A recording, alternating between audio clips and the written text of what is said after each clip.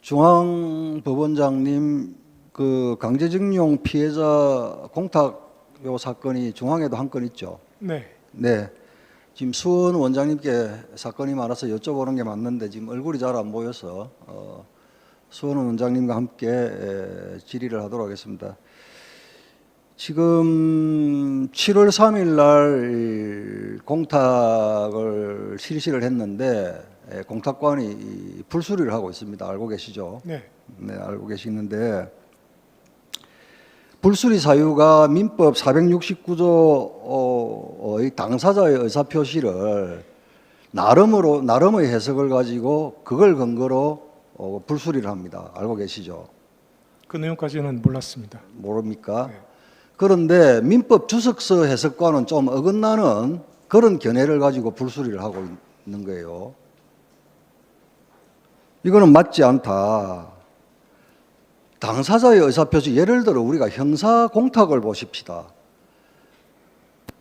피해자와 합의가 되지 않기 때문에 공탁하는 거 아닙니까? 그리고 공탁 당시에는 피해자가 합의할 의사가 없었지만 시간이 조금 지나서 사정 변경에 의해서 합의할 의사가 있고 그래서 공탁권을 수령하는 케이스 아닙니까?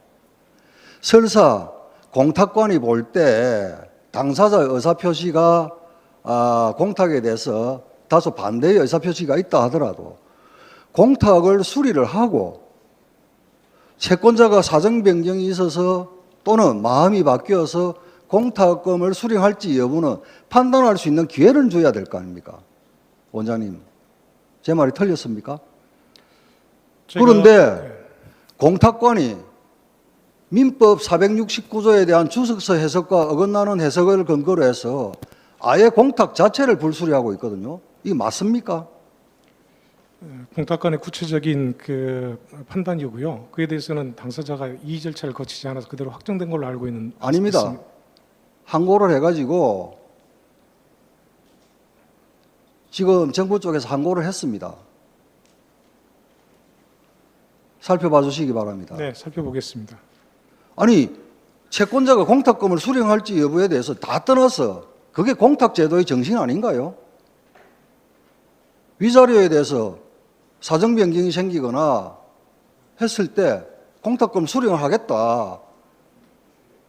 그렇게 판단할 수 있는 기회조차 주지 않는 게 이 공탁관, 저는 맞지 않다고 봅니다. 공탁제도의 정신을 봐서라도 반드시 시정이 되어야 될 것 같다. 우리 형사수석부장께서 지금 오시지 않는데 일단 그 경험이 가장 많으신 윤준 그 고등법원장님께 제가 질의를 하겠습니다. 신종렬 부장께서 오시면 제가 질의를 하면 좋은데요.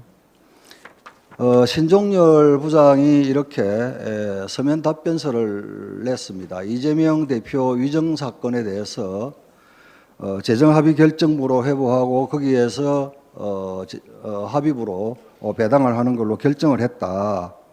이렇게 나옵니다. 그 근거를 법원 배당 예규를 들읍니다. 첫 번째, 선례 판례가 없거나 엇갈리는 사건.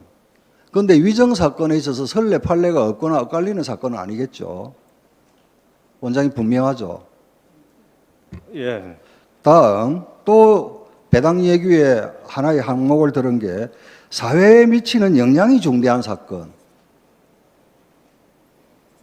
그런데 우리가 사회에 미치는 영향이 중대한 사건이라고 하면 그 판결 결과에 따라서 국민의 삶이나 국가 질서나 아니면 제도 전반에 미치는 영향이 중차대한 그런 사건들을 사회에 미치는 영향이 중대한 사건이라고 봅니까? 아니면 이재명 당대표의 정치적 생명 여부가 사회에 미치는 영향이 중대한 사건입니까? 이 위정 사건이 어떻게 해서 사회에 미치는 영향이 중대한 사건이죠, 원장님?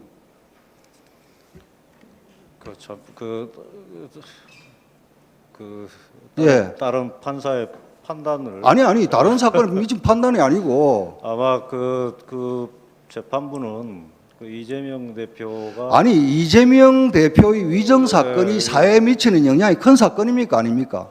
그 사건 자체만 보면 사회에 미치는 영향이 크다고 할 수는 없지만 네, 됐습니다. 예, 피고인과 결부되면 그게 그 영향이 피고인과 클 수도 결부대면이 아니고 그게 유창훈 판사가 당 대표니까 기각한다는 거하고 똑같은 논리 아닙니까? 고등법원장님께서 뭐라고 하셨습니까? 정치가 사법화됨으로써 곤혹스럽다고 하시지 않았습니까? 이제 예? 제 생각을 자, 얘기하는 게 아니고 이제 아마 자, 그렇게 생각한 거 아닌가. 자, 그러고요. 그러면서 신종렬 부장이 뭐라고 했냐면 33부냐 34부냐 관련 사건이 계속 중인 33부로 간다. 오히려 박형수 의원이 지적했다시피 공선법과 관련해서 관련 사건은 오히려 34부에 있는 거예요.